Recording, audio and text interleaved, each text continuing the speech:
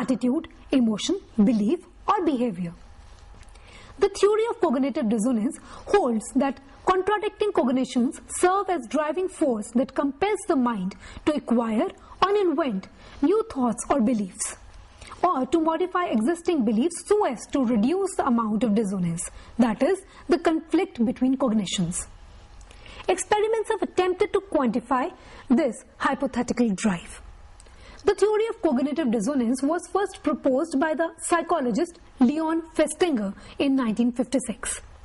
After observing the belief persistence of members of a UFO cult and their increased death after the leader's prophecy failed. The failed message of Earth's destruction sent by aliens to a suburban housewife in 1956 began a discomfort expectancy that increased distance between cognitions, thereby causing most members of the impromptu cult to lessen the dissonance by accepting a new prophecy that the aliens had instead spared the planet for their sake. Cognitive dissonance is a communication theory adopted from social psychology. The title gives the concept cognitive, which is thinking or the mind, and dissonance, which is the inconsistency or conflict. Cognitive dissonance is the psychological conflict from holding two or more incompatible beliefs simultaneously. Cognitive dissonance is a relatively straightforward social psychology theory that has enjoyed wide acceptance in a variety of disciplines, including communication. The theory replaces previous conditioning or reinforcement theories by viewing individuals as more powerful decision makers. They strive for balance in their beliefs. If presented with decisions or information that create dissonance, they use dissonance reduction strategies to regain equilibrium, especially if the dissonance affects their self-esteem. This theory suggests that dissonance is psychologically unfavorable enough to motivate people to achieve consonance, and in a state of dissonance, people will avoid information and situations that might increase the dissonance. How dissonance arises is easy to imagine. It may be unavoidable in an information-rich society. How people deal with it is more difficult. One of the examples that emphasizes this theory is: consider a driver who refuses to use a seat belt despite knowing that the law requires it, and it would help him save his life.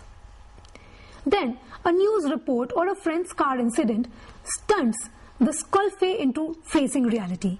Dissonance may be reduced by, number one, altering the behavior, that is, start using a seat belt so the behavior is consistent with knowing that doing so is useful to him. Second, by seeking information that is constant with his own behavior.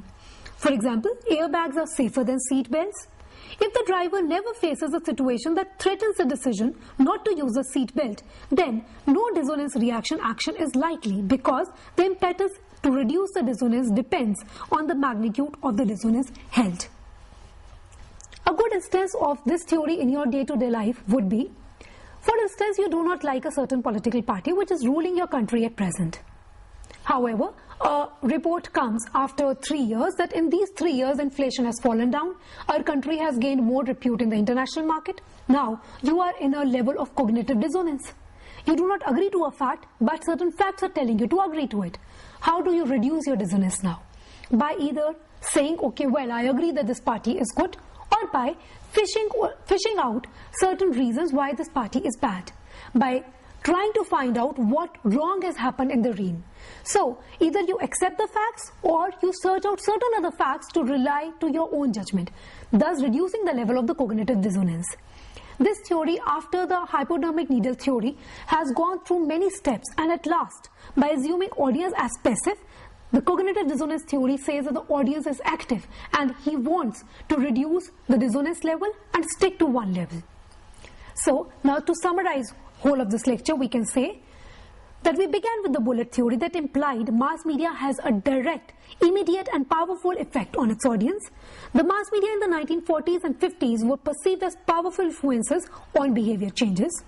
Then came the two-step flow theory that asserts that information from the media moves in two distinct stages. First, individuals or opinion leaders who pay close attention to the mass media and its messages receive the information, and these opinion leaders pass the information to the lesser aware people, that are the laymen. Then comes the agenda setting, which is the creation of public awareness and concern of salient issues by the news media. Its basic assumptions are that the press and the media do not reflect reality, they filter and shape it, and media concentration on few issues and subjects leads the public to perceive these issues as more important than others. Then we studied about the cultivation theory, which focuses on the influence of the mass media on the attitudes and perceptions of the reality on people. According to Gerbener, media creates a certain false image of reality and circulates it. Then comes the cognitive dissonance, which suggests, number one, dissonance is psychologically uncomfortable enough to motivate people to achieve consonance, and number two, in a state of dissonance, people avoid information and situations that might increase the dissonance. So students, by studying these 5 theories, I hope now you are less nightmarish about what a theory is, and I also hope that you understand better why these theories are so much necessary for us to make us understand the effects of the mass media, how the media mirrors the society, what effect society has on media, and the vice versa effect. And you must also be aware that these are in no way full-fledged theories in themselves. These are in no way exhaustive. We still need more theories to explain us the effects of much more new media which are emerging out of convergence, and also the media that are disassociating themselves from the other ones. Your mobile phone is a whole media in itself. How it is influencing the youngsters would be explained by a still better theory. So these theorists have done their work, but you as students are to be the future theorists and cultivate and find out new theories which would explain the effects of the new media. I wish you all the best in these endeavors. Thank you.